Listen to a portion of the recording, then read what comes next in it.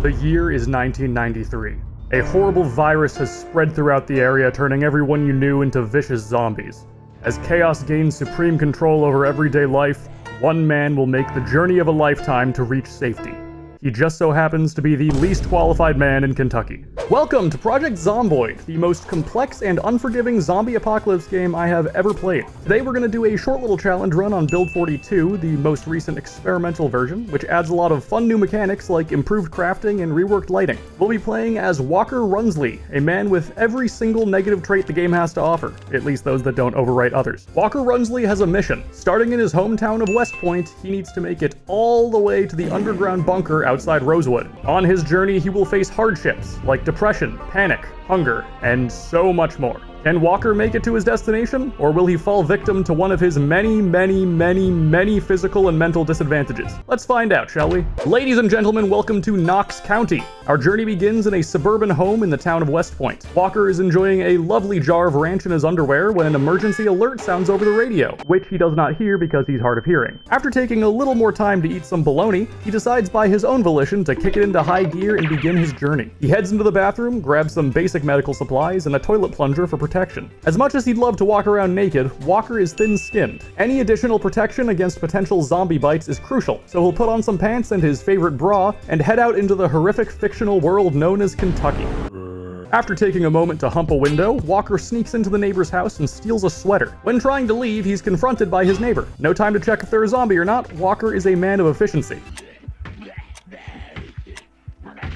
I said efficiency, not strength. Kentucky law dictates that if you defeat a homeowner, you consume their power. So everything in this house now legally belongs to Walker, including this first aid kit, which could be extremely helpful in an emergency situation. Unfortunately, there isn't much left of use in this house, so it's time to head out and find more supplies. Being outdoors fills our hero with unrivaled anxiety thanks to the agoraphobic trait, so he's gonna search for another building real quick. This big building's doors are locked, so he continues down towards another cluster of houses where he finds plenty of food. Unfortunately, Walker's strength is so shit that he can barely hold anything, so there's not a lot of room for carrying food around. Cigarettes! Huge find! Walker has a severe nicotine addiction, so this should help him calm down a little bit. Don't worry, it's the 90s. Heading down to the next house, he finds a rolling pin to replace his plunger handle as a formidable weapon. Alright, Walker, we're burning daylight here. Time to get moving. He picks up a few friends along the way, but a long enough walk should make them lose interest. Or a house alarm can go off and attract every zombie in the galaxy to this location. Walker says, nah, fuck this, and escapes into the nearby forest. Nature is a cruel mistress, as she gives Walker a nasty scratch on his right hand. Just gotta wrap it up and hope for a speedy recovery. After hours of forest hiking, Walker is panicked, hot, sweaty, and thirsty. Thankfully, he stumbles across a pizza world, and lucky enough, the zombie outside had a key to the store in their pocket. Inside, he tops up on his thirst and hunger, and even finds a glass bottle to keep water in for the long road ahead. Clearing the area of a few more zombies, Walker finds a digital watch, finally giving us an idea of how close to nighttime it is. Unfortunately, the zombies storm the kitchen, and Walker is far too weak and sore to do anything about it, so time to hit the road again. He walks a lonely road, but it's the only road he's ever known. Eventually, he finds a quiet clothing warehouse, a potentially suitable location to spend the night. Good thing too, because he is getting extremely sleepy. In the back room, Walker finds a nice spot on the cold hard concrete to refill his water bottle and disinfect his hand wound. Then he's finally ready to lie down for some nice restful sleep.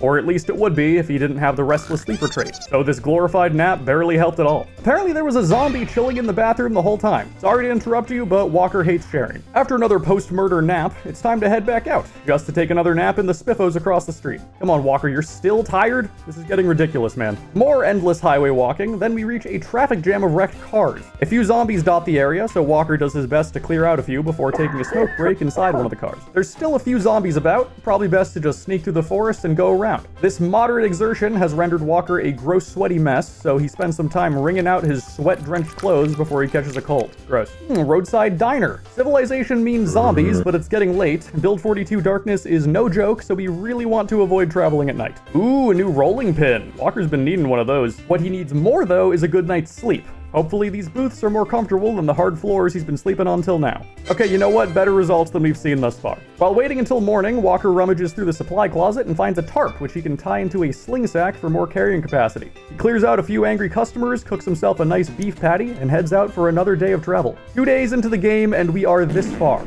Oh god. Oh, this is a nice little forest shack. Seems far enough out of the way to not have to worry about too many zombies. This should be a decent place for Walker to pretend he has any chance of survival and rest for a bit. Just gotta deal with one zombie.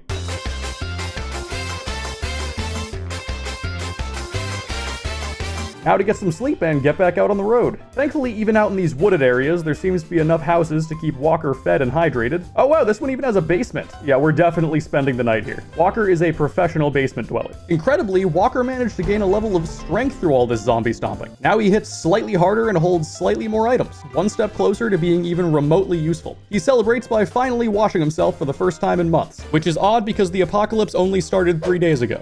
He's a new man now, complete with hair dye to prove it. Looking good, Walker. Looking, well, just all right. Back out onto the town, Walker is getting very close to crossing through Muldrow, another major town. Urban areas have higher zombie populations, so the goal is to get through those areas as quickly and quietly as possible. These areas start to worry me as well, as Walker is pretty much incapable of hopping a tall fence, vastly limiting any escape routes. If it does come to fighting though, at least he found this griddle pan to beat zombies with. Unfortunately, nothing he does seems to help with his severe depression and stress. Usually you can read books or magazines to help, but Walker is illiterate, so all he can do is look at the pretty pictures on this comic book and hope it helps.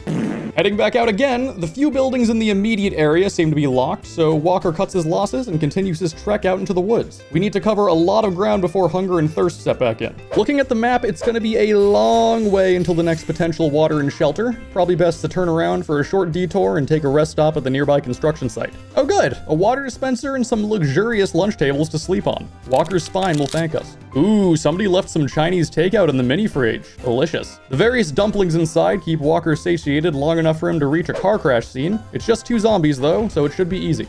Oh fuck, they scratched his shin. Never mind, fuck this, get the hell out of here, oh god. Okay, it's just a scratch at least. Of all the zombie-inflicted injuries, those have the lowest chance of full-blown zombie infection. All we can do now is patch it up and hope. Alright, Walker, you've traveled far and suffered a minor but potentially lethal injury. I think you've earned a little rest. Just look at the colorful pictures, buddy. That's right. Good. While he sits around and heals up, Walker takes it upon himself to try a little exercise. It does basically nothing for him except tire him out. Walker, you're hopeless. A good night's sleep inspires Walker to get back out there and make some progress. Just across the nearby farms, he stumbles onto a paved area. Nope, no thanks. We're good. I think we'll pass on that. You know what I think it's time for? A 90s travel montage.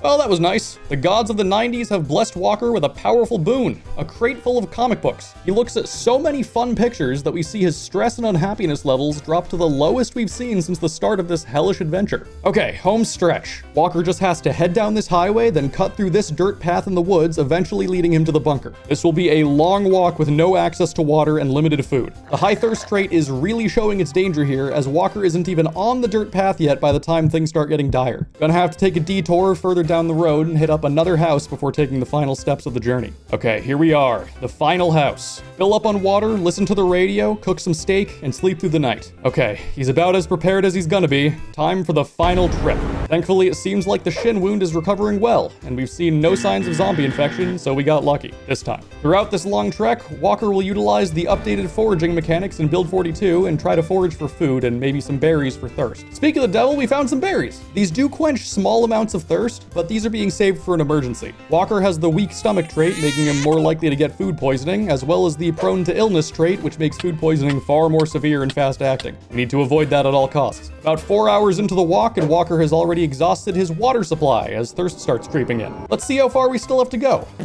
This is gonna be rough. Okay, concrete. This is a good sign. We're getting close. Oh no, Walker's biggest enemy. Fences. Okay, that's gonna funnel him pretty heavily into the populated areas, so stealth is gonna be the best bet. At least as much as he can do while being clumsy and conspicuous. Oh shit, they're blocking the path. Okay, time to fight. The fatigue of killing one zombie is too much for Walker. He has to move forward and leave this one behind. Please God, let him get through this cluster. He's approaching the entrance when thirst becomes full-blown dehydration. There's no longer any time for stealth or fighting. The new plan is kiting and running. Walker needs to get inside now. Oh fuck, the doors are locked. Shit.